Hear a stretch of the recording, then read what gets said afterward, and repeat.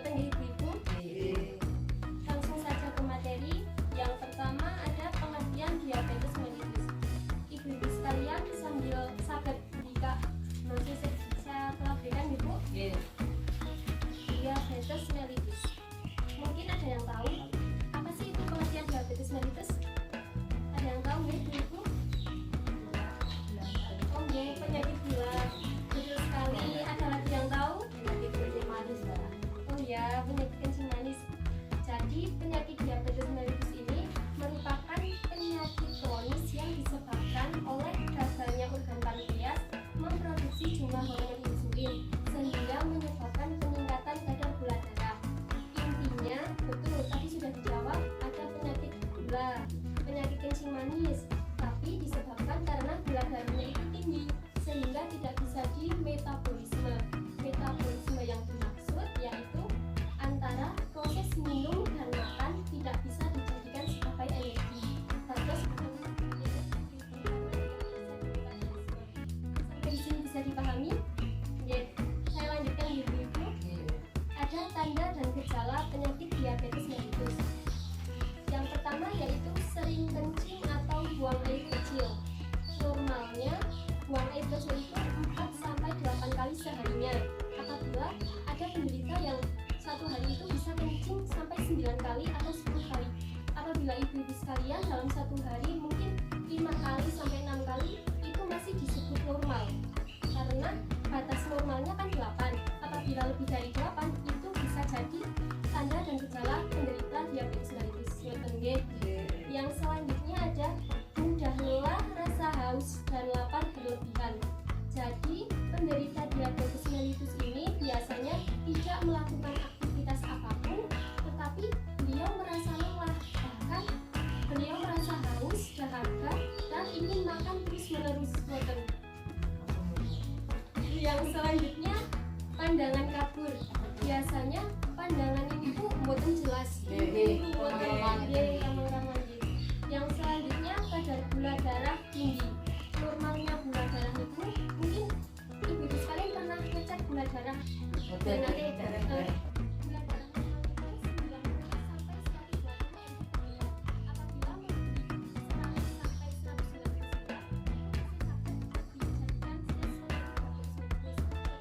apabila lebih dari 200 itu perlu dicek ke puskesmas ataupun klinik terdekat.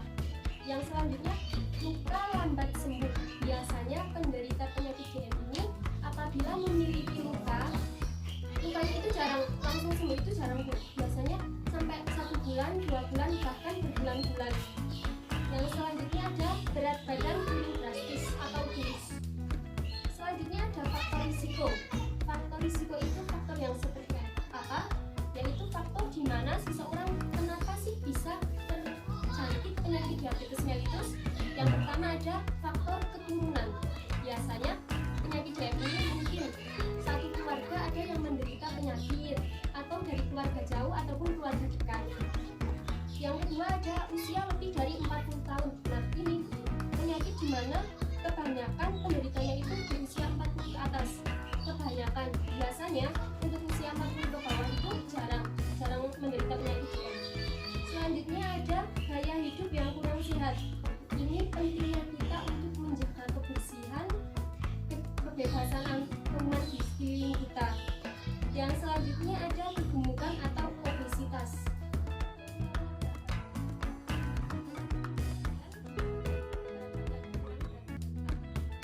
Selanjutnya ada kurang beraktivitas dan olahraga. Yang terakhir ada dislipidemia. Dislipidemia itu penyakit di mana seseorang lemaknya berlebihan atau kolesterol tinggi. Ada komplikasi diabetes mellitus. Begini, komplikasi diabetes mellitus. Seseorang menderita penyakit biasanya bisa terjadi komplikasi. Berarti seseorang itu bisa mengalami kematian, tetapi tidak mesti Bu. Kebanyakan. Yang selanjutnya pertama ada komplikasi DM akut. Nah, di mana penurunan dan peningkatan kadar gula dalam darah secara drastis. Jadi seseorang penderita diabetes mellitus itu dalam satu harinya, misal siang hari gula darahnya 250,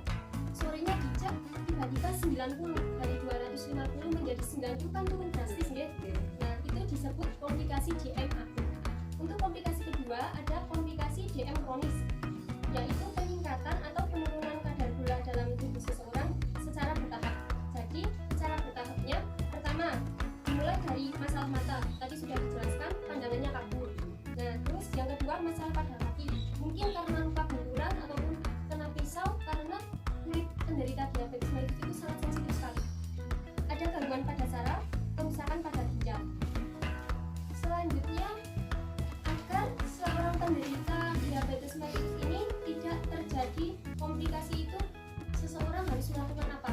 Yaitu melakukan program diet. Yang dimaksud yaitu diet diabetes mellitus. Dari kata diet saja diartikan seseorang tidak boleh mengurangi ataupun menambahkan jumlah makan. Jadi diet DM ini adalah suatu program pengendalian glukosa di dalam makanan yang dikonsumsi oleh penderita diabetes mellitus. Jadi seorang penderita diabetes mellitus ini harus memperhatikan makanan yang boleh dimakan dan makanan yang tidak boleh dimakan. Untuk makanan yang boleh dimakan yaitu yang boleh dikonsumsi, pertama, sumber protein, ikan, daging ayam tetapi tanpa kulit, telur, tempe, tahu, oncom, kacang-kacangan. Yang selanjutnya ada sayur-sayuran. Pertama ada kangkung, timun, tomat, labu air, sawi, seledri, dan terong. Untuk buah-buahannya ada sari buah murni, jeruk, apel, pepaya, pir, jambu, dan belimbing. Sumber lemaknya ada susu skim atau susu rendah lemak. Untuk makanan yang tidak boleh dikonsumsi yaitu makanan atau minuman manis seperti gula pasir, gula merah, gula batu, dan madu.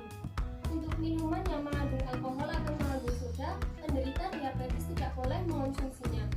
Yang terakhir, untuk buah-buahan yang manis diawetkan, contohnya durian, nangka, manisan, buah, dan tapi. Nah, jadi dari kedua jenis makanan yang boleh dikonsumsi ataupun tidak boleh dikonsumsi itu ada aturannya. Cara mengaturnya yaitu ingat 3J. Yang pertama, tepat jadwal, tepat jenis, dan tepat jumlah. Apa saja ibu-ibu? Tepat jadwal, tepat jenis, dan tepat jumlah. Nah, untuk tepat jadwal, penderita diabetes ini harus mengonsumsi makanan 3 kali dalam seharinya. Setelah makan berat, baru boleh makanan ringan selama 2-3 jam. Jadi ada jedanya selama 2-3 jam, baru boleh makanan cemilan. Selanjutnya untuk tepat jenis yaitu menghindari gula sederhana seperti gula pasir. Sebaiknya boleh untuk mengonsumsi gula pasir, tetapi baiknya sedikit di makanan dapur atau bumbu dapur. Gula pasir boleh. Selanjutnya tepat jumlah. Takaran porsi makan dalam 1 kali makan. 1 kali makan bukan sehari makan. Kalau 1 hari kan 3 kali. Nah, kalau ini 1 kali makan. Untuk 1 kepal tangan sementen iki buat nasi. Sesuaikan dia dengan pulau kan iki ahli.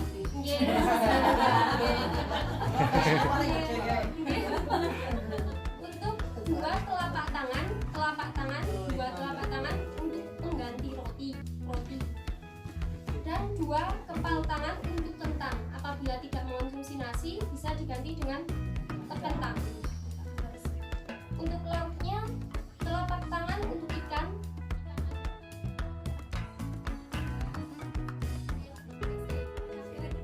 Saged 2 telapak tangan tanpa jari. 2 telapak tangan tanpa jari berarti sementen iki. Untuk tempe asin. Untuk buah-buahan tadi dijelaskan ada pepaya, berarti belum dijelaskan untuk makan 1 pepaya itu tidak tetapi 1 iris. Pepaya 1 iris, melon 1 iris, jeruk kalau jeruk boleh 1. Tetap aturannya 1. Aturannya 1. Lebih baik mencegah daripada mengobatinya. Untuk yang terakhir ada dalil diabetes mellitus dijelaskan dalam Quran surah Al-Baqarah ayat 186 yang berbunyi Bismillahirrahmanirrahim. Ya ayyuhan nas kulu mimma fil ardi halalan thayyibah wa la tattabi'u khutuwati syaitan innahu lakum aduwwun mubin. Artinya, wahai manusia, makanlah dan minumlah yang halal dan baik yang terdapat di muka bumi ini, dan janganlah kamu mengikuti langkah-langkah setan.